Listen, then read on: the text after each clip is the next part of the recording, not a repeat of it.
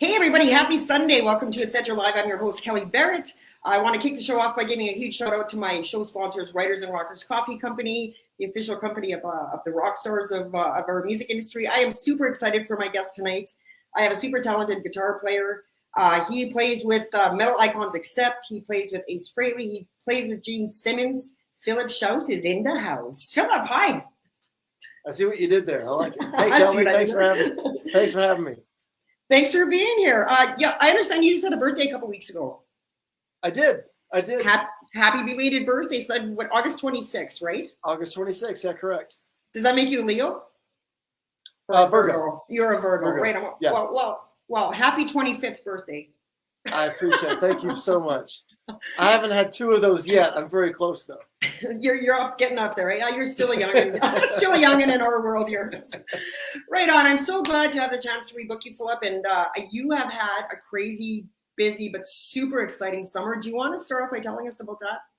Yeah, the summer was great. It was the first summer of European festivals since post-COVID, and so Accept was in Europe for 3 months. Doing all the festivals. We just got back 2 or 3 weeks ago, maybe 3 weeks ago. Yeah, it was great. Best summer ever. And so how many countries did you visit? All of them. Not quite all of them. But no, we were all over the place, all over mainland Europe. We were didn't have a UK show, but I was in England a couple times on my own. But yeah, we just a lot in Germany, a lot in Finland.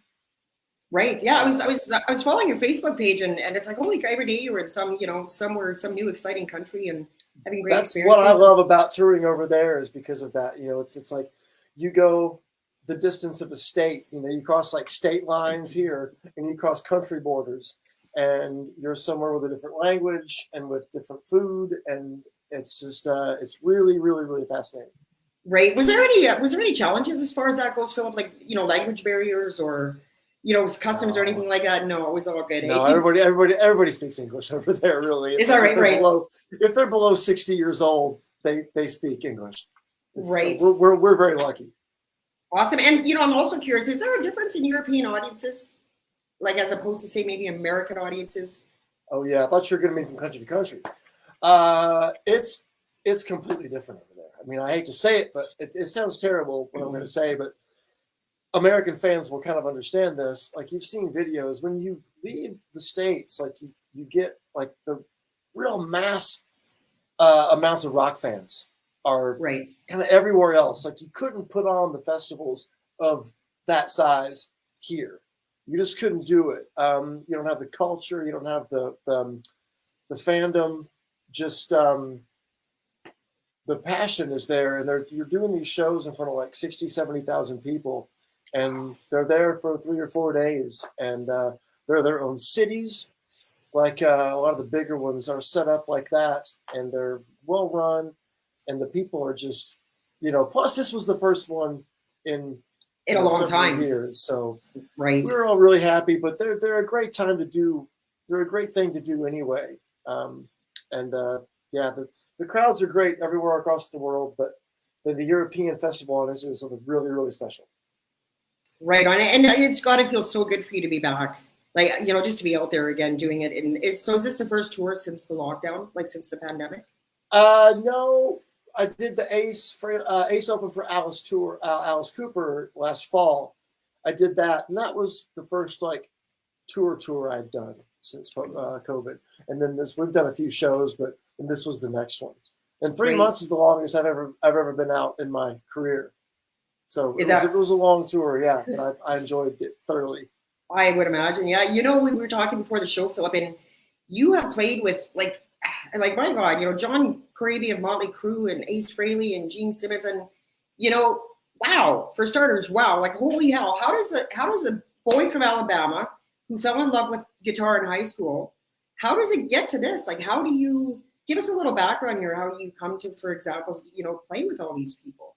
How do you? Yeah, I ask myself that question a lot. Like, after you pinch yourself, right? Yeah, it is weird because you can look back on things and then everything makes sense when you look back on it. Right? It's like, oh yeah, well that led to that. And you think about how you felt when you were in the middle of some of those things. Some of those things may have been rather difficult to go through or seemed like a really long time when it was about 6 months or something. And you look back and you're like, oh my God, that was okay. Had I only known, you know it's going to be okay. But I loved rock and roll because my older brother's record collection, Kevin, his record collection, he was a bit older than me. He's 13 years older than me, and this is the late 70s. So he had all the really good records. So I got into that stuff from him, only from him. And it, I just wanted to be involved in music, play saxophone in school band, and did all these different things, and played in, marching band, jazz band, and I can't leave that stuff out. Even though it was another instrument, it was so important in how I am as a person, really. I mean, that stuff is really, really goes to your character. And also musically, it helped too, of course. And just, through college and all that thing, and then moved to Nashville in 2004. You just keep taking opportunities and just kind of go where you're led. You put the work in, obviously, and you pound the pavement and do all those things. But you just are ready for any opportunity that comes your way, and you just can't. I could have never picked this. I could have never, said I'm going to be doing this and this and this and playing with this guy and this guy in a million years. I never would have dreamt that I was going to play with half of Kiss. Right? Were you a fan when you were growing up? Were you a massive? Wow. I was taking guitar lessons, but they didn't make sense until I got into Kiss kind of late. Like I was like 13 or 14. And I didn't really understand lead guitar and how to make like scales, make it music until I heard Ace. And then everything clicked. So I was a massive, massive Kiss fan. Decades before we got, the Gene and Ace gig. So it was yeah. That must have blown your freaking mind. Like when was there ever a time in the beginning where it's just so surreal? I think of some of my idols, and I think, God, that'd be like me playing with David Bowie, or like it would just be mind-boggling. Is there ever a time where you're just like, I can't even believe this? This is so surreal. It never really goes away. I bet you don't really get used to it, but you can handle it. You don't like. You're pretty cool about not like freaking out about most people. And Gene, when we first met him, we didn't know how it was going to go. I'd met him in meet and greets before, but not really spent any time with him. Right. So we didn't know how it was going to go, like working with him and working in a band, we're working for him in a band or working with him in a band. But he came in and from the first second, like immediately made us feel comfortable. And everything was great. He was just the greatest. And there's always a special thing with Gene's show and with Ace's shows and with Accept shows too, where it's like I stand back or I look to my left and the Wolf's here, or I'm behind Ace when he's playing the Deuce solo. And there's always moments in every show when it's just like, we're going, this is all right. This is okay. I did okay. I did okay. Yeah. I did. Right. Speaking of Wolf, there's a quote here because when I'm speaking about how you got to be with Accept and how that all came down. So I was reading a quote from Wolf Hoffman, and he had this to say: Phil was part of our orchestra project and was also completely convincing live. We recognized his great talent immediately and simply would not let him go. That's going to feel good. They just scooped you right out. Yeah, it does feel good. Wolf's great to work with, and the last tour that I did, the Summer Festival tour, was just the best tour I've done. Period. It was just great. The band's playing absolutely on fire. We have tons of fun off stage and on stage, and it was just a great, great time. I would imagine, yeah. And you also, so you joined Accept in 2019, correct? Yes, yeah. Right, and so you had an opportunity to play on the new album, Too Mean to Die. Yeah, I did. Right, what a thrill. And I understand there were quite a few challenges because, of course, you guys were trying to put this album out during the pandemic. Right, all the recording was done during 2020, so luckily we were able to get together. Wolf lives around Nashville. The band's kind of based around Nashville, so luckily we were kind of able to be together, and Andy Sneap, our producer, was producing on pretty much what we're on now, pretty much a Zoom call or a video conference call. It was a bit more technical because he had our audio piped into his studio at home, so he could hear us tracking live and could go, no, put that there, and he could record. So it was a really cool setup, but we did what we had to do, and we just were like, okay, this is how we're going to finish this record. And it came out really, really well. We're all really proud of it. And I was, thrilled to be on an Accept album. So yeah, absolutely. 16 studio album, and I understand there's 11 tracks on here.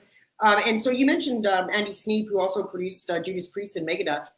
And he's known as a master. He's a British guy producer. So what, in your opinion, what makes a great producer? What makes a master? It was really great working with him and Wolf, because I was cutting guitar tracks with those two guys. And they definitely know a thing or two about making a good heavy metal album. They both made several in their time. It was really great with Andy because I was really nervous going in. I had never really met Andy before. I think I met him at a pre-show, at a meet and greet, but that was it. As I never really worked with him, and I was kind of nervous. Accept album, this is gonna be a big deal, and he was very cool with making it cool with immediately and making fun of the faces I was making play and everything. So yeah, he was super cool with breaking the ice and making it comfortable. And after that, it was a lot of fun. I just just play, and it was a lot of fun. Right on. So you have guitar faces, rock guitar faces. Yeah, and it was really because I've seen a few. And they're not just reserved for live. It's like it just happens, and I can't help it really. And he took a few screenshots. He's like, "Look at your faces, you're making sure that." So it was metal, part passion, part nervousness. So he helped me out with that. That was nice. Speaking of nervousness, one of my questions for you, Philip, was was there kind of some challenges or pressures to being like the new guy in this this well-known, established, iconic metal band? Was there some pressure or challenges that you felt, or did you just kind of ease right into it? A little bit. Any that I did feel was all internal. I got, of course, nothing from anybody else. Right. It was all me. With the legacy, when you're coming into a legacy thing, there is I don't know. I talked to Richie Malone from Status Quo about this same thing because he came in after Rick Parfitt died. Right. Doing the Rick Parfitt. And I asked him, I said, I had a show for a few episodes too during the pandemic, and I had Richie as one of my guests.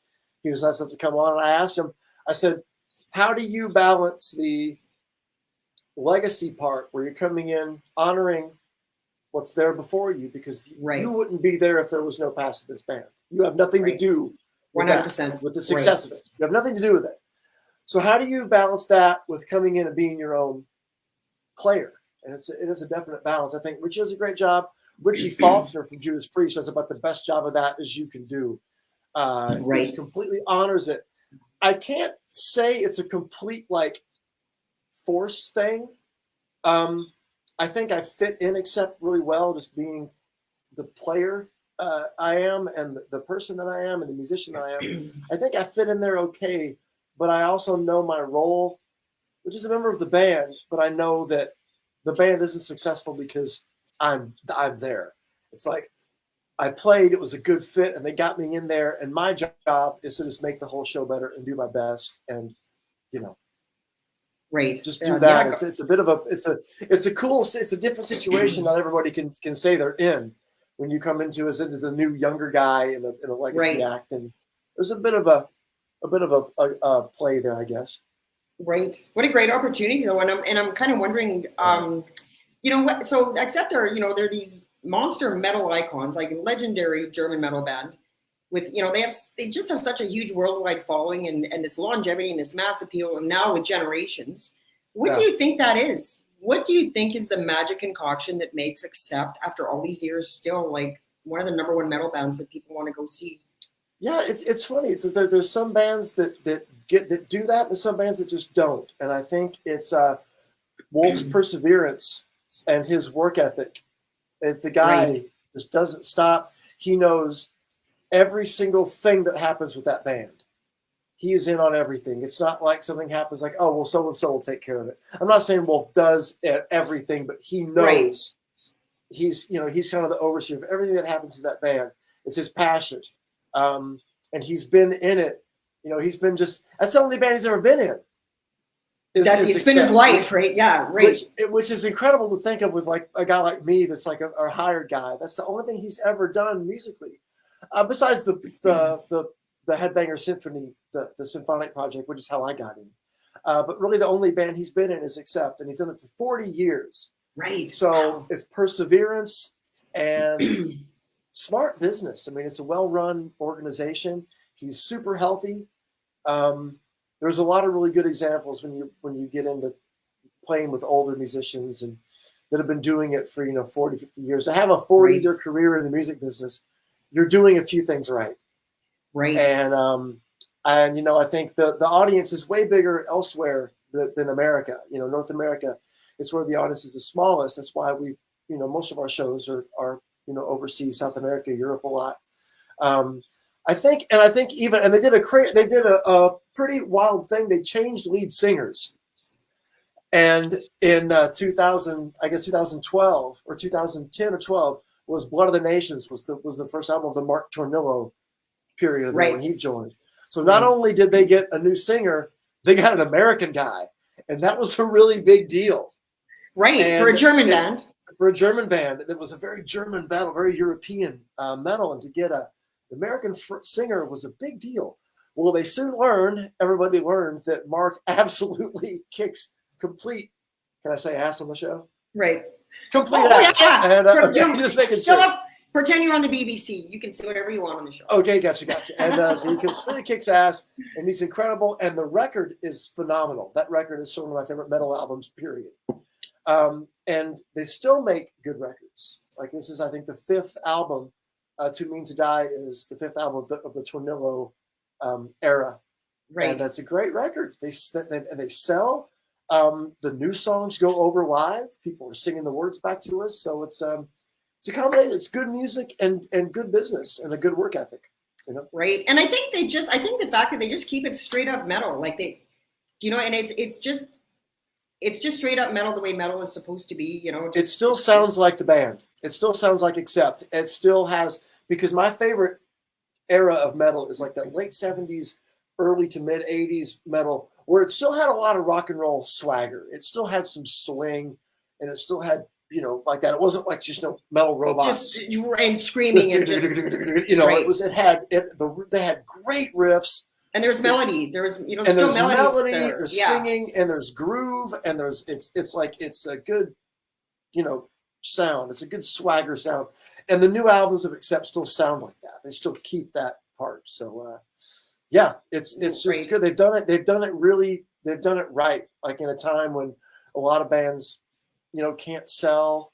Records don't sell what they used to, and it's a crazy time for music. And Accept has kind of, fought through all of this, and I really think they are too mean to die. Apparently, so they are too mean to die. That's makes sense.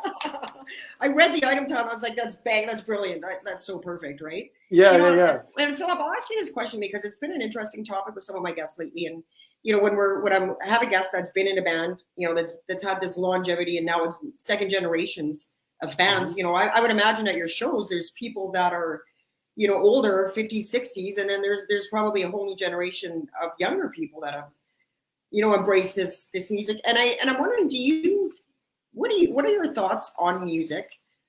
Here's my thing. I always feel like the music that came out in the 80s and 90s, bands like Accept, bands like Led Zeppelin, Bowie, Queen, all these icons that are still around 40 years later that people are still, the ones that are still playing, people are still going to see like Accept. And I really worry that the new music that's coming out today, and there's some amazing new music. And I'm not discounting the new music. I just don't know if we're going to be listening to it in 40 years and still. And do you agree with that? What are your thoughts on that? And why do you think that is? I do agree with that completely, but I don't think it's not the music's fault. Not that I'm blaming anything. It isn't. That isn't the only factor. I think the main factor, because when you look at, I do this a lot in my own brain, so get ready for a long soliloquy. When you look back at music, like when you take like somebody, I heard this ridiculous statement that you can't even, it makes no sense. People love to say the Beatles couldn't get signed today.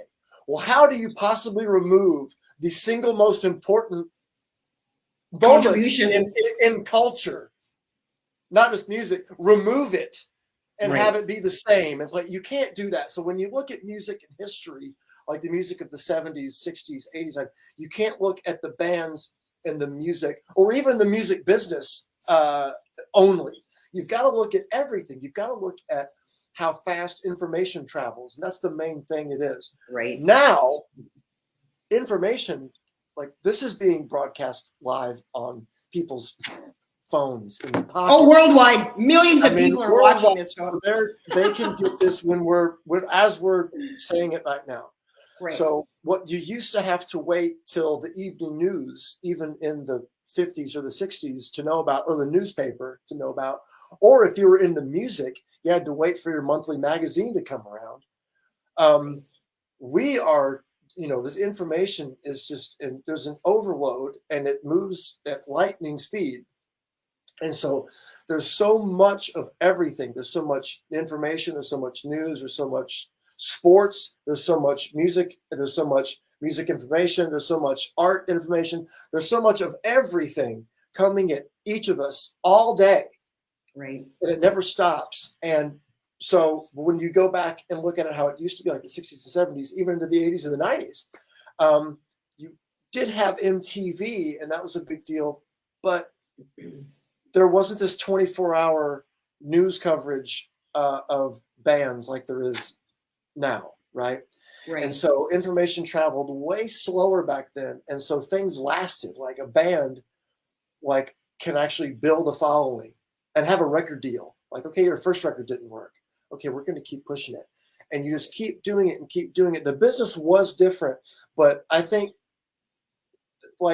just the overall, I don't mean and politics do fit in there too, but society as a whole, and really how people got their information and how fast it traveled is the main thing.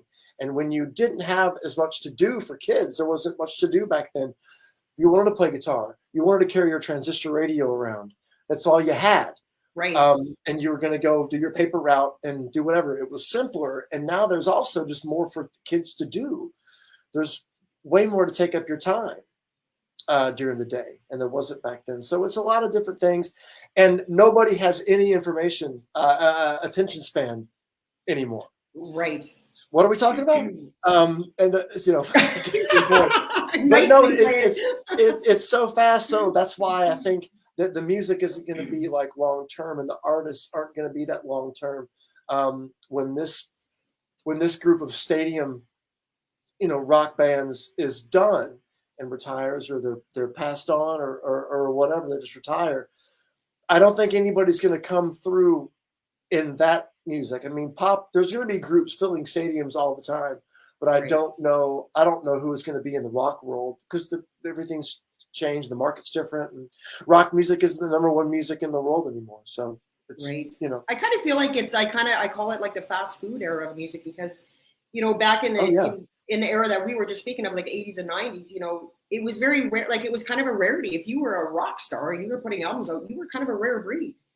Not everybody was putting albums out. And now, everybody and their dog can just go on YouTube and put an album out. And, and so, you said, it's just I can also record. I can record an album on this thing too. Everybody has the technology to record. If you have a Mac computer, you have GarageBand for free on your computer, and it's very easy to use, and you can do a record. Anybody, you could do that with a 4-track also, with a 4-track cassette thing, but didn't sound as good. Now you can make a studio quality record. I could do one right here. Yeah. If I had the know-how, the tools are there. It's, which is, it's not a bad thing. We're not complaining about it. I don't think you are either. It's just different. And things change, and, musicians and people have always used the latest technology that was available to them, but we've come a long way. Right. You got a lot of technology available to us now, So do you think technology hurts or hinders the music industry? What are your thoughts on that? I suppose it depends on how you look at it. If you are a real purist and want to hear guitars and amplifiers, you probably wouldn't like it very much. But Right.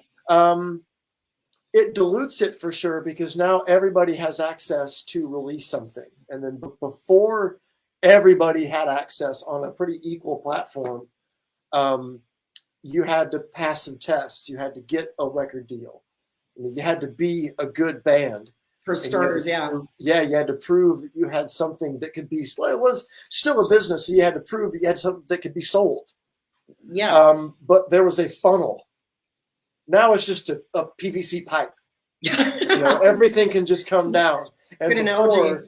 Before there, a lot of bands didn't get signed. A lot of bands got signed, and you'll see this one record in a punch and I'm trying to think, consignment store, a used record store, be like, right, who are these guys? The bargain bin, right? they were on Chrysalis for one album, but they didn't make it. So to be one of those bands that we're talking about now, that did make it and are still making records, possibly even are not making records, but they really had to, pass through some tests and pass the flying colors to make it, to get through to actually having an album out, getting on a tour and doing shows. So it was a bigger deal. Right. It's an interesting conversation, though, isn't it, Philip? It really is. And I don't think people. I think people have the tendency to isolate music and to go, well, it's not like it used to be. It's like, well, the world isn't like it used to be. So why would music be the same way? Exactly. Yep. Good point, for sure. We're getting a bunch of comments in here, so I'm going to go to a few of those now. Toby Bartlett is in the house, and it's Toby's birthday today.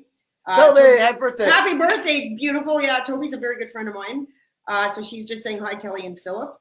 And Ryan Dick is in the house. Ryan is one of the guys I was talking to you about before the show, who was in Tyrants of Chaos, that just has their new album out, who has been waiting for this interview. He's saying, hey, Ryan.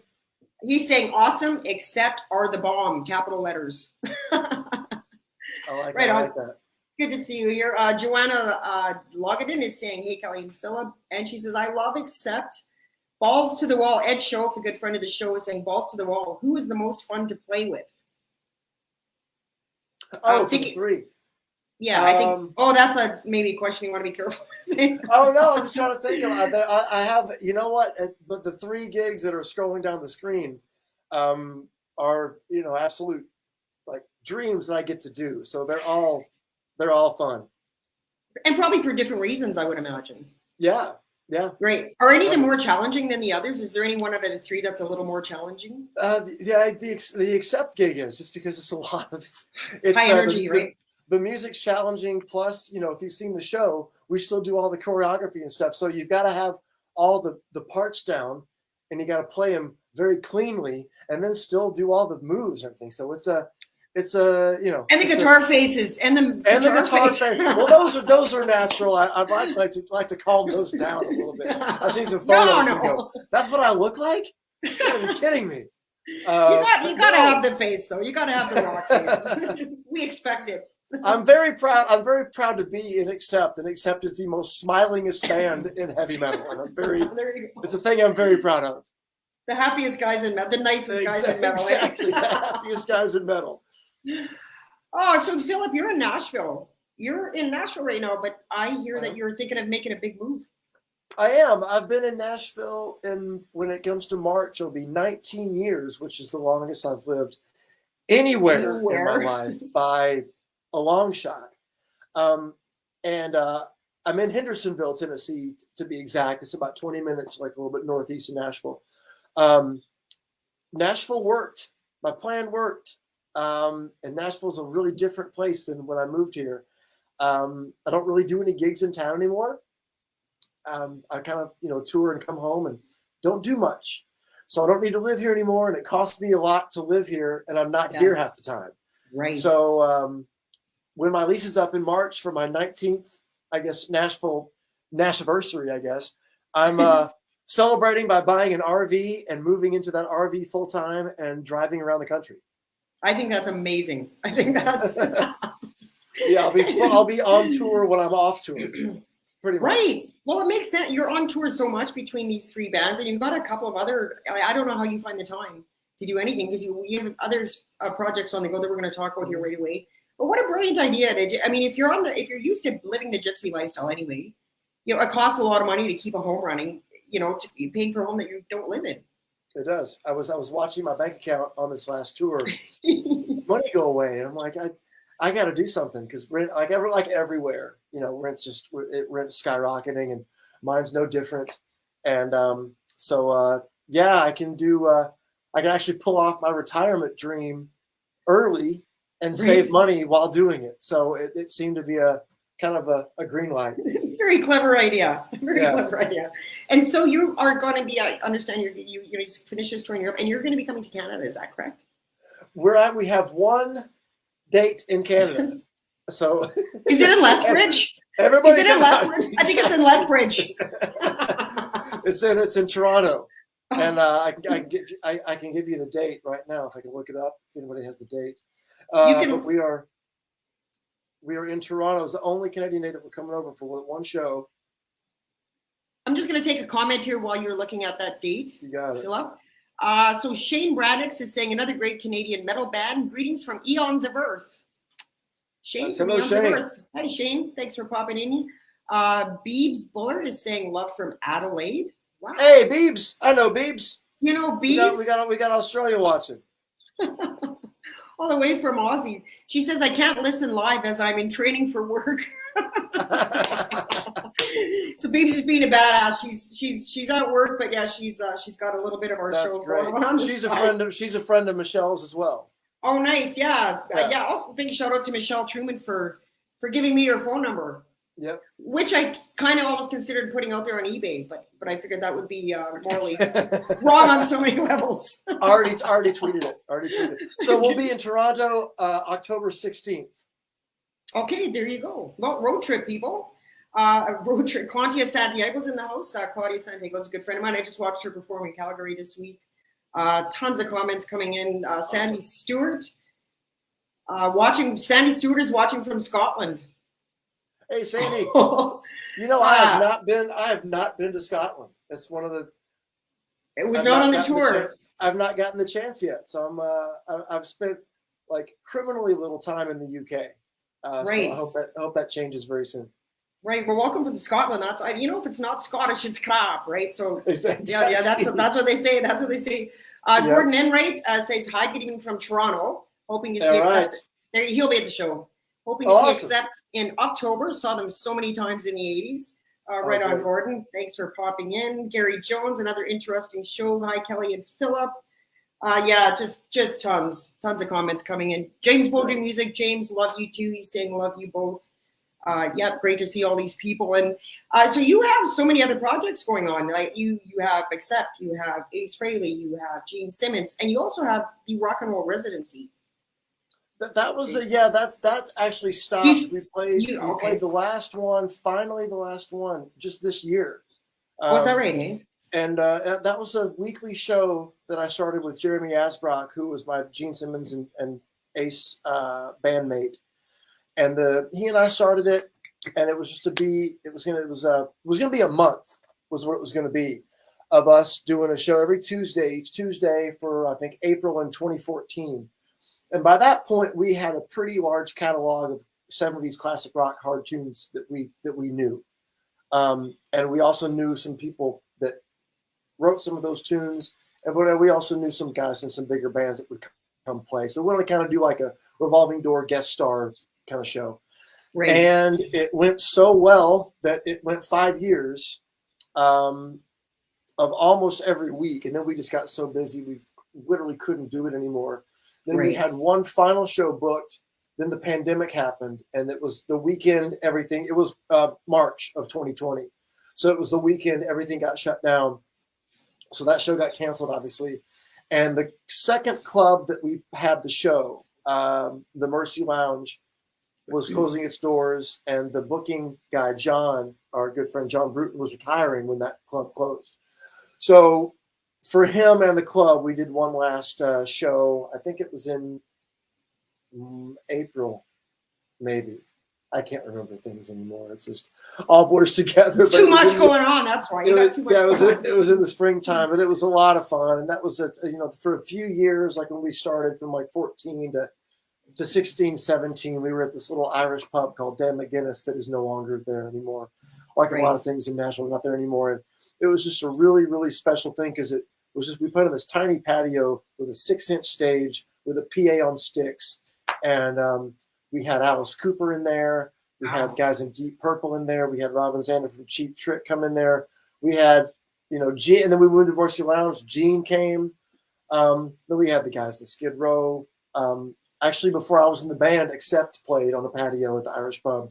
Is that right? For a birthday. Yeah. So the things that we did in that and the shows, it was just like a golden, those were golden years. They really, really were. Anybody that was around that caught one of those shows will tell you the same thing. It was really special. Just a brilliant time, just a magical time. And it was one of those things and just the right thing. Nashville wasn't so overgrown yet, but it was the music community, the music community has always been amazing there, but there had been a bit of a lull in the rock community. Not that didn't exist. There was a little bit of a lull there. So we just kind of gave them a place to go. Right. And then, and we played cool songs too. We'd play pretty obscure deep cuts and people liked that. And it just kind of became the place to be. And that was just because people liked the vibe of the show and it just became the thing to do on Tuesdays. If you were around, it was really great. Right on. I was listening to you. I think he's playing guitar today. And I love that song. I love the little baby voice intro at the beginning. And it's just like this amazing wall of guitar fusion. Like I loved it. And we only did that one original EP. We didn't really do cover. We do it as a cover thing, but we had some studio time and we said maybe we should write a few songs. And that's actually Jeremy's son, Rory, who is, much older than that now. Right. That was him on the beginning of the track. So because it opens up with this. How old was he when he did that? It's just this baby saying, "I think he's playing guitar." Like how many takes was that? 2 or 3. I think he was just recording him saying something else. Oh, I know what it was. There was a picture of me on the refrigerator or something, or me and Jeremy, me and his dad on the fridge, and it was going, "Who's that?" And Rory goes, "That's Uncle Phil." "What's Uncle Phil doing?" "I think he's playing guitar." And he said, "I think he's playing guitar." And that was like, that's what we're going to call this. Yeah. Inspiration comes from the most unlikeliest places sometimes, doesn't it? Right. Yeah, totally it does. But how that happened. Awesome. And so tell us about your upcoming, I'm going to go off topic for a little bit here. Tell us about your band called the Tummies. Oh yeah. With Dana Radford. Is really the Tummies is Dana Radford and Judd Fuller is who the Tummies are. They are the Tummies. I'm just one of the lucky ones they asked to be in the band. They write all the songs. It's incredible the songs they write, the quality they write. If anybody hasn't heard this, it sounds like a band from Liverpool, probably just as the Beatles are getting big. It's like that Mersey sound, that kind of 60s kind of thing. I can't think of anybody else really writing songs like them anymore, like Judd and Dana are writing. Right. They're really fantastic, and it's so much fun doing that music. And it's so in my wheelhouse. It's insane because Jeremy is in that as well. Right. And so when we'll get together and they'll kind of send us some work tapes, and we kind of get together. I'll get Jeremy and goes, "Are you George or am I George?" It's like, "No, you be George, I'll be John." Okay, cool. And we know exactly what to do from that moment. And Sandy Gennaro is the drummer, and Sandy's played with Cyndi Lauper, was in the Monkees, played in Blackjack. Sandy is a New York rock staple. That was at Shea Stadium, I think, actually. So he was one of the kids there. And so he's from that era, and he just absolutely lays down the perfect beat for that kind of music. And then Judd and Dana just play bass, and Judd and Dana sing over the top of it. And it's just fun. It's just really, really great. It's just fun stuff, eh? How do you guys know you know Dana? This is the weirdest thing ever. So I grew up in Regina, which is where Dana grew up. Yep. Keeping in mind, this is Dana now with you and not with you, but living in Nashville as you live in Nashville. And I used to go and sneak into the bars to see Dana when I was underage because she was doing what I wanted to do, and I would go and watch her, and I was just mesmerized with her. Was that Noise in the Boys? That was Noise in the Boys. Okay. And yeah, that's exactly who that was. And I was just mesmerized by this Dana girl, and I would go and watch her, and her look, her voice, and it's like, that's what I want to do. And so I would sneak into the bar. I think I was like 16, and I would go and watch Dana. And then fast forward all these years, all these like 30 years, 40 years later, I haven't really thought about her for a long time because, I ended up with a career of my own, and I spent 23 years on the road in a rock band. And you and I booked our show. And about a week after we booked it, for some odd reason, it popped into my head. I wonder whatever happened to that Dana girl. And I actually had to think of her last name. I had to sit and think of her last name. Yeah. I'm going to creep her up on Facebook and see what she's up to. So I find her on Facebook, and who is she playing with? You. It was That's the weirdest. Amazing. It was the weirdest thing ever. I got chills. It was the weirdest thing ever. The first thing that pops up is it was either a photo or video of her playing with my guest, Philip Shouse, who now lives in Nashville. It was the craziest thing ever.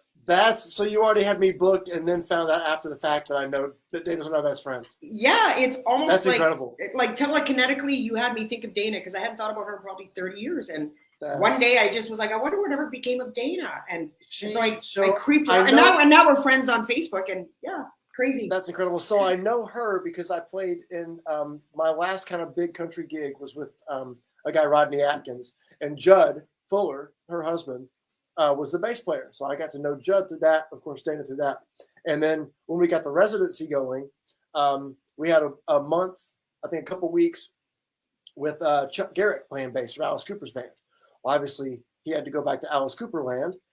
So we got Judd for the residency. So Judd was our main bass player for, those years in the residency. And then, so of course, we got Judd. Dana was one of our mainstay singers and would come just blow the roof off the place. And we would do like Nazareth, and we'd do a couple of Nazareth tunes and Nick Gilder, and just destroy the place. She's just incredible. She's got such a powerful voice. It's like, right. So I was not surprised to see that she's still doing something musically. Oh yeah, for sure. She's doing wonderful. And her and Jennifer are the greatest. Sounds like a fun band and such a takeaway from the Accept, like such a different genre. And that's got to be fun to just sort of explore different, express yourself in different musical. That's where I am really. I'm that guy. I'm like that. That's what I am first and foremost. It's like I'm so Beatles obsessed. It's not even borderline obsession. It's complete like fanatical. Fanatical, yeah. So that's where I am first, and so that's kind of stuff I was really, that. And of course, when I'm a teenager in the late '80s when that kind of guitar music is kind of getting more popular, and I get turned on to early Metallica stuff and Slayer and that, and then Judas Priest and and then Sabbath, and you just kind of grow from all places. Right. I was going to ask you who some of your early on inspirations were, and I think you just answered that question. So was metal your first love? Or no. Like more of a Beatles type of guy that sort of grew into the metal thing. Yeah, Beatles for sure. That was. I mean, I was into music before then, though. Aerosmith is my first favorite band because of my older brother. I'm a music fan and into music because of his record collection. Right. So Aerosmith was my first one, and I liked some things, but the first thing that like hit me and like oh my god, the first obsession was Beatles, and that was I guess I was 10. So that's mid 80s. So that's right along Motley Crue, Whitesnake, Bon Jovi. I couldn't have cared less about anything that was going on at that time. It was absolutely Beatles 24/7 with me. That is all I cared about from like the age of like 10 to 13. Wow. And 13 years old was the Eddie Van Halen phase experience. Yeah. Yeah. I never really did. I was so in Beatle world, and I didn't know anything about. I mean, of course, you know about these bands, but I didn't really care about them. I didn't have time, or just I don't know what it was. It was just all Beatles for me. Hyper focus, yeah. Which is when you think about it, Philip, which is almost kind of odd for a boy that age. Like when you think about it, because it's not like you were, it's not like you're of the age group where you were around as an adult when they came out. Right. So that's actually slightly eclectic of you that you were, such a Beatles nut when you were 10. I was definitely the only 10-year-old in Norfolk, Nebraska, listening to the Beatles and like figuring out, like, did you hear Paul was dead because he had the bare feet on the, I'm the only kid, doing that. But no, it's a thing. And it's the older I get, the more I learn about it. And the more I learn about them, the more I want to learn about them. And the more I'm like, dig into podcasts, and I'll get a book that's about a year in the, like, oh God, the 1966 book. It goes, I get that. Then there's a podcast, 2 hours on one song. I'm all in. Yeah, just all over it. I'm just completely. I got to go to Liverpool this summer for the first time, and got to do all the sites, and it was just a dream trip. And so, yeah, I'm more of that. And then when I was 13, I heard Eruption for the first time, and that was a complete another, eye-opening off experience. Just life altering at that second, right. huge moment. Right. And so then when do you get into metal music, or like the heavier music? It was after that, because that was kind of my introduction into that kind of guitar rock, because the Beatles, it's funny, as big of an influence as they are, they're probably, it's a big guitar and musical influence, but it's everything else. Like, it's fashion and sense of humor and like all that stuff is more than that. And here's where a 10, 11-year-old mind thinks. And even though when I was playing guitar, I started playing guitar, I was 12, 13 years old. So I'm playing guitar and I'm still in Beatles obsession. Do I learn Beatles songs? No, I don't, because I think those are Beatle chords. I don't think I can play those chords. I don't think anybody else can play those chords except the Beatles. those are Beatle chords. I can't play those. So I don't learn Beatles songs until later. Much later on, right? No, it's just an A major, man. You can totally play that chord. But now I got into metal after I got Eddie Van Halen, and then started getting into older stuff, like Zeppelin and Sabbath creeped in, and then I kind of went backwards first. I learned about the first bands, like I learned about Sabbath and Zeppelin, and then went forward instead of like liking some band now and then going, oh, wonder who they listen to. I started at the kind of the beginning. So then with Sabbath and Zeppelin, I went back to like Eddie Cochran and, Howlin' Wolf and the blues and rock and roll thing with that. But I kind of worked how you're not supposed to work. I went back first. Right. And so you were a fan of Kiss, and then you wind up playing with half the band, as he said. Were you a longtime fan of Accept as well before you joined them? Yeah. Crazy. So it's cool. So one of the things we did before the residency was we were doing these shows at the Mercy Lounge in town, and it was kind of one of the first of those like guest star all-star shows in Nashville that was metal. Right. We did, and it was my kind of metal too. We did Priest, we did UFO, Scorpions, and of course we did Accept in that show because you can't leave out, Balls to the Wall. Have to be included. We did Restless and Wild and Balls to the Wall. Yeah. And then when you get into it, they've got so many songs like that, and they're, they're architects of modern heavy metal. Absolutely. And when Fast as a Shark was released, it's like, metal was already kind of called heavy metal, possibly. It was here, but then Fast as a Shark just jumped all these levels of heaviness and took it somewhere way up here immediately. And it's an extraordinary song. Shark is. Especially when you listen to when it came out, when you think about that, what else is going on around it, and you're like, this just like got dropped out of space, Right. It's amazing. But no, it's great because I playing with these people that you grew up listening to and that helped form me, as a person, as a player. It's really great. It's really special. Right on, good stuff. So guess who's in the house? Our girl Michelle Truman. Hey, I knew she was going to stop by. Michelle, I knew she'd pop in. Hi, Michelle. Hi, beautiful. She's saying, oh, my God, Shouse, do you like to rock? I like it. You like it. We all like to rock. That's why we're here. Yeah. Right on, Michelle. Good to see you. Always beautiful. Michelle, of course, is the lead singer of Toronto. Also does an amazing ABBA tribute band. And we're hoping to bring her to this area, Lethbridge people. So I will keep you all posted on that. Curtis Bastelmack. I'm a huge ABBA fan. I've got to see her ABBA show. I'm a huge ABBA fan. She says, I like it. You like it. I'm a huge fan of you both. We're a huge fan of you too, Michelle. Right on. Lee Canfield is a He's a drummer, a really good friend of mine, great friend of the show. He's saying awesome show, awesome guest. And he's calling you rock and roll royalty in the house today. Shouse in the house. Shouse in the house. I know some rock and roll royalty. I do know that. Curtis Vasselnack, who also happens to be in the Tyrants of Chaos. Hey guys, loving the interview. Right on, Curtis. I knew you'd be here. I knew you were waiting for this one. I will read that one later. Claudia's just saying, great show.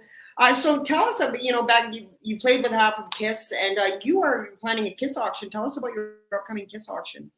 Yeah, because I'm moving into a 23-foot long RV, I have to sell some things.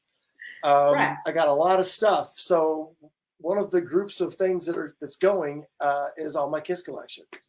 So I've just, like I said, I was a KISS fan for many years before I was playing with the guys. So some of it's from then, some of it's more recent stuff, but it's got I got a rock and roll over shower curtain. I saw the shower curtain. Is it blingy? Like, is it actually blingy? No, it's just kind of a little bit shiny for the material, but it's no kind of sparkles or anything on it. But I've got a lava lamp. Got a couple high dollar things. I think I got a belt buckle that I think is going to go for a lot of money. I got a leather vest, KISS Army leather vest, that I think is going to go. That you've actually worn.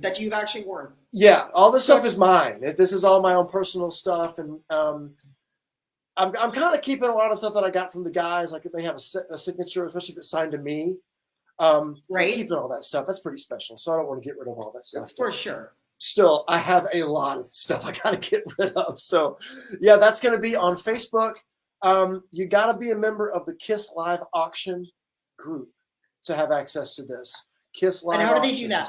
How do they do that? Just go to the KISS, search in Facebook, KISS Live Auctions. Okay. And click join group. And mine is going to be September 20th at 6 p.m. Central. And I'm also going to be joined by Ryan Cook and Jeremy Asbrock, my Talisman buddies and my buddies from Ace and Gene's band and Rock and Roll Residencies. So they're going to help me over here. And, we're going to be telling stories. We're going to be talking about KISS. And, if anything has some significance, we'll definitely tell the story attached to it. And hopefully going to lighten my load a little bit here. Yeah, for sure. Sounds like fun. Well, let me know afterwards. I'll get the details again and I'll post it because people might not be able to remember everything that you just said. Oh, that'd be great. Yeah, that'd be awesome. Yeah, we'll do that. And man, if you're a KISS fan and an Accept fan, you get KISS stuff that you belongs to Philip Shouse from Accept. Holy hell. Doesn't get better than that, right? It'll be a good time. Right. And so, yes, another project you have on the go, Philip, is you are launching a non-alcoholic beverage company. Is that true? That's true. Tell us about that. We are in development right now. The samples have been tasting completely incredible. We're not only doing beer, but we're doing beer and we're doing spirits as well. And so the spirits there's nothing like this on the market at the moment. There's a lot of spirit alternatives, but these are going to be substitutes. These are going to be if you want a martini or a Manhattan or a old fashioned or a margarita, and you possibly don't drink or you're about to have the line where you can't drive home and you want to have one more, you just substitute our stuff in there and it's going to be the same drink. I'm really thrilled that my partner in Australia has been getting it together with his distillery down there, and it's an award-winning distillery too for their regular. They make regular spirits. This is their first venture into the non-alcoholic world, which is exploding. The NA market is completely on fire all over the globe, and we hope to be the leaders of that. Hopefully next year if we get some stuff on the shelf. So we're working hard at it, and I can't wait. What a great concept, because there's like the low alcohol beer, and I think you can get non-alcoholic wine. But for those of us that don't drink, right? Sometimes you miss. It's maybe the taste you miss, and if you could have one of those drinks you just mentioned without the alcohol, nobody's doing that. There's none of that out there. Not with spirits. Yeah, there's sure. There's spirits, but they don't measure up. They don't quite do it. They're similar, right? But there's nothing like a dead-on clone. So that's what we were going for, was to try to get an exact copy of the alcoholic sibling. And the beer is so good now, you can't tell the difference. I mean, you can get IPAs, you can get stouts, you can get wheat beers that are that craft beers, all non-alcoholic, that you literally cannot tell the difference anymore. And that's where we want to push it, because we want to go into the wine world too, because there's not really many good wines that it exists, but it's a very limited. It's a limited market. And it's not really the same. I think it's limited because it doesn't taste very good. I think the reason that the beer market exploded is because there's good tasting stuff now. Nobody wanted O'Doul's and Sharps because it's crap. There's no options. But the minute there's some good beers, Heineken Zero was a big one. Right. It tastes just like Heineken. And now you're getting all these good craft beers. Guinness, the Guinness Draft non-alcoholic is completely Guinness Draft. It's incredible. Right. Do you think non-alcoholic is becoming a thing? Like, do you think it's becoming It is actually, not only with people stopping, but I think it seems younger people aren't. There's a larger number of younger people that are coming up, drinking age younger people, that aren't drinking. Right. That just aren't. And I don't know. I think people are getting more health conscious. For sure. Yeah. In general, I don't know if it's part of that or if they've just seen plenty of friends go down, take it too far, and it could be a few things. But this is the reason that the market is exploding so much isn't because everybody's getting sober. It's because drinkers are drinking this stuff now too. Right. And which is a cool thing, because Europeans have been doing it forever. Not having a non-alcoholic beer at lunch, because you can't just have a beer at lunch. Like, well, let's have that. They drink a beer when they get home, but when they're at lunch, or they'll have a NA because it tastes good. Right. And they just like me. I like the taste of beer. I love the taste of beer. I had alcohol things, but I love beer, and I love the fact that there's craft beer, because I was a big craft beer snob in my drinking days too. Well, now I'm the alcohol-free craft beer snob. Right. I can definitely tell you what you're going to like, and I can kind of steer you in the right direction. So it's become a passion of mine, just the whole kind of beer culture. Then when I quit drinking, I was afraid I was going to have to give that up. Luckily, I didn't, and I didn't want to give it up so much. I got in the business for it. So got a great partner in Australia, Andrew Roper, that I met on tour. He's his main business is the alcohol business, but he kind of sidelines the music business as well. So right. It's a good team, and he's a great guy, and can't wait to really get to work and start selling some stuff. Red Herring is the name. I was just going to ask you that. Where do we find it? Red Herring. That's awesome. Red Herring. We haven't launched a site yet. We haven't done anything. No social media pages or anything. We got everything held, but we're just going to wait to launch at the right time when we have product, and hopefully everybody will go buy that too.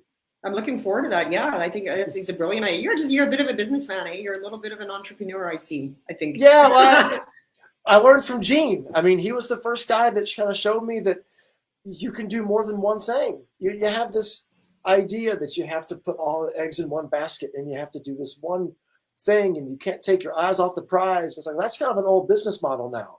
Right. And if you look around, everybody has a side hustle now. A, because it's easier, because you can do all kinds of things with this. Right. And B, I think the technology and everything, and also the no attention span thing has helped this too. People are spread Right. around.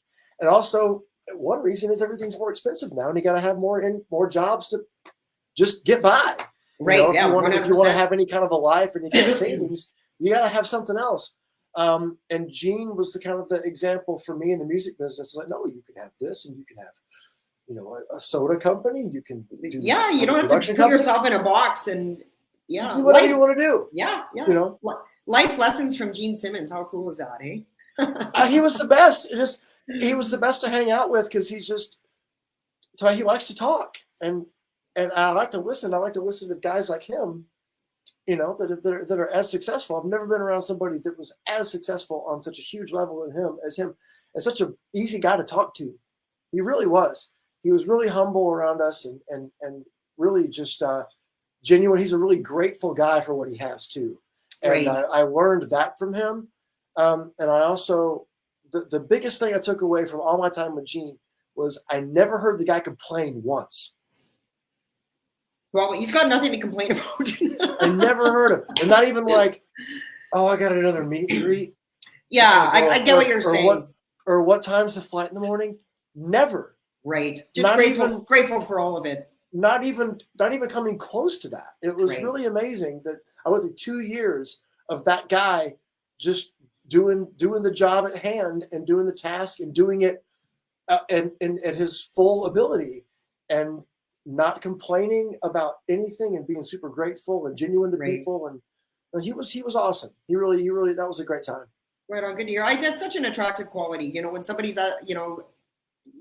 successful to that magnitude, that still has that gratitude and that, you know, that humbleness it's really, really inspiring to see for sure. Very. Yeah. Yeah. So Michelle Truman and Lisa Freakrock are saying hello to each other. Doug is saying hi, Philip. Hey, Doug. Thanks. Doug's always here, and he's a big fan of the show, so I appreciate you being here, buddy. It's good to see you. So what advice would you give up and coming guitar players? I know it's kind of a generic over-asked question, but there are a lot of musicians that watch your show, and in this climate, like, you know, the way the music industry is, what would be your best piece of advice? I would say play as much as possible with as many people as possible. And even if you get asked to play with somebody that might not be your perfect situation or your ideal style of music or your favorite style of music, do the gig anyway. If you're available, do the gig, because you're going to learn something from that gig. I played all sorts of things. I did 10 years of country, playing in Nashville before the Gene gigs came around, you know, so I definitely did different things, did pop gigs and did all kinds of things. And I learned something at each one of those. And the only you shouldn't take a job is if you already have a job. Right. Don't do that. You should always take the gig. If you're available, take the gig, because you can't look at it as just the one gig. You have to look at it as a group of 4, 5, 6 or more people that you're going to meet and hopefully impress with your skills and your amazing, easy to get along with personality. Yeah, your sweet nature. You have to have a sweet nature. Yeah, that's very important. But you're going to meet these people at every different gig you do. That means you're going to go into their phone. You're going to be stored as, so-and-so, great bass player, or so-and-so. That way, when they get called, they go, oh, I got a guy. We played last week. Or, oh, this girl last month. She's awesome. Give her a call. Here's her number. And that's how things happen. I only auditioned for one gig. That was my first gig in Nashville. Everything else was word of mouth, because it was, oh yeah, that guy does that thing real well. We'll get him.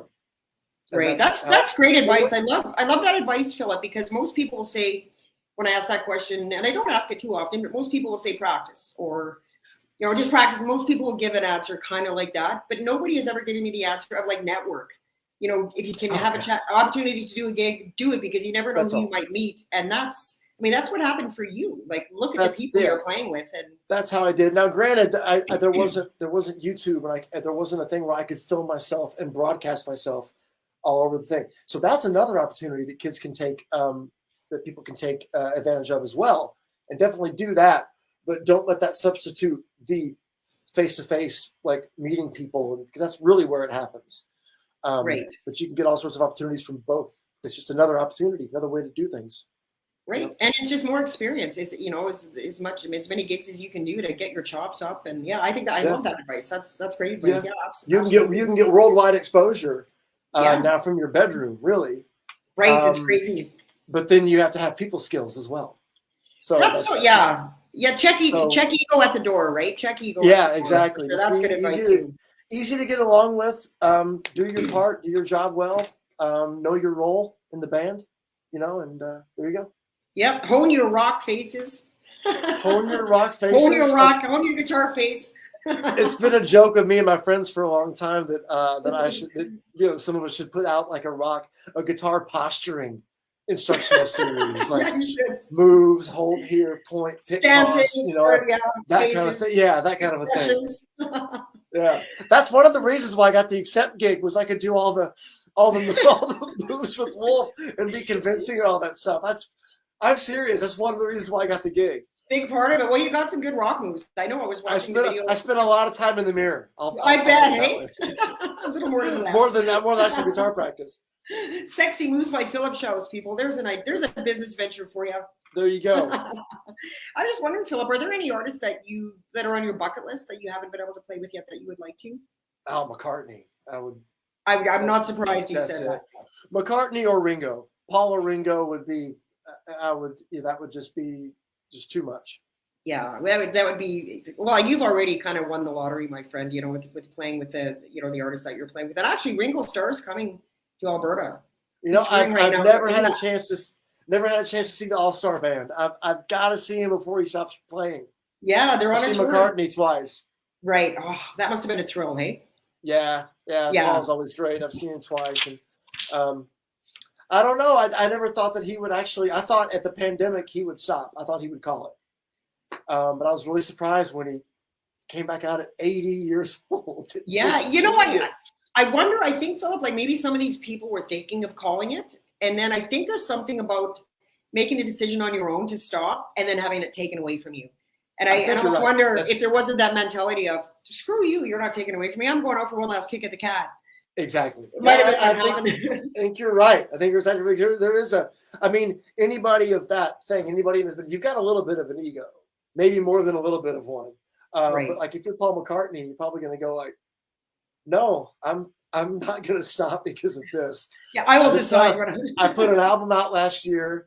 The documentary that I was involved in is, everybody's talking about that. So I'm going to be trying to tour it around that. And it was, gives folks, no, people are never not going to come see that guy. Ever. That guy's ever. And so when you have a guaranteed thing like that and a great band and playing the song the catalog is doing, come on. He can't lose. And why wouldn't you? I mean, the guy doesn't know how to do anything else. And I think when it gets in your blood, I love that in this generation of music, people aren't getting to a certain age and then packing it in for gardening in a cardigan. I love that people can be of a certain season in their life and they're just coming up with new projects. Yeah. They're out there touring and I love that there's no ceiling age-wise anymore on things. There's not. There really isn't. It's amazing. It's like the guys in Kiss. Gene's 73. Right? And he's still out there doing his thing. Crazy. That blows me away. It's one thing when you go see Paul, when you go see the Rolling Stones, and you go see Kiss, and you're like, they're not much farther behind these guys at age. I mean, right. Gene's 7 years younger than McCartney. Gene's wearing a 50-pound suit of armor, wearing dragon boots, and he's 73 years old. And Paul is on the zipline thing. And he's 70, and it's absolutely incredible to see those guys do what they do at the age. And nobody ever saw that coming. I love it. I love it. It's like 50 is the new 40, and 40 is the new 30, and 70 is the new 60. And Pete and Roger put out a new Who record, and it was "Hope I Die Before I Get Old," and "Don't Trust Anybody Over 30," and it's just all these guys are still doing it, and it's great to see. I think, and nobody's as good as they used to be, except Iron Maiden somehow. They defy logic, but nobody's as good as they used to be. But I think you got to go see these people while they are still able to see them, because you're not going to go. They're all going to die, right? And all we're going to have, there's going to be a war. There's no Beatles alive anymore. Ringo and Paul are going to die, and all we're going to have are the books and the records and the documentaries and stuff and the memories. So, right. While they're here in the flesh, I think you got to go see them whenever you have a chance.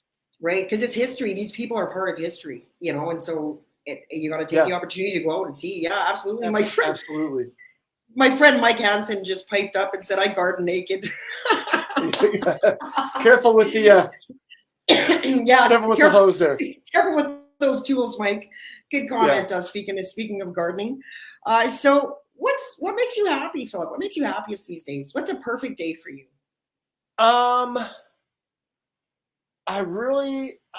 didn't realize I missed touring as much as I missed touring when I got back on the Accept European Festival run. It was really a pleasure every day. I don't get homesick. I don't have a girlfriend, I don't have kids or anything. I don't have really anything here. So I don't have really a lot to do. I come to my apartment, sit here by myself. So right. Did you say you don't? Did you say you don't have a girlfriend? Yeah, no girlfriend, no kids. So I'm like, it's just ladies. You just made a whole bunch of viewers happy. My point being, I don't really have a lot to get homesick for. So it's like when I'm out on the road, I'm the happiest, I think. And not just because I'm not just because of the music, but just because I'm doing something. I'm productive. I get more work done. Actually, with my other projects, like when I'm out working on the road, it's like, you have so much time that you only play an hour and a half. Right. So you've got all the rest of the day to do things. And so, I did a lot of work in Europe over there. And I also did sightseeing. I made my own trips and kind of did my own, saw museum after museum and had the best time. But then I think next year, next probably spring, I'm going to be happiest in my RV. So, great. So we'll see. That'll be a great thing, getting home from the road and just getting in my car, going to get groceries and getting gas and taking off somewhere. Take it off, going on a new adventure. Yeah. I think that's awesome. So what's next for you aside from that? As far as will you be touring again with Ace and Jean in the near future, or? My schedule with Accept just didn't allow the Ace gig to happen anymore. It was so busy with Accept, and I was only available for a small handful of the Ace gigs. So it's Accept.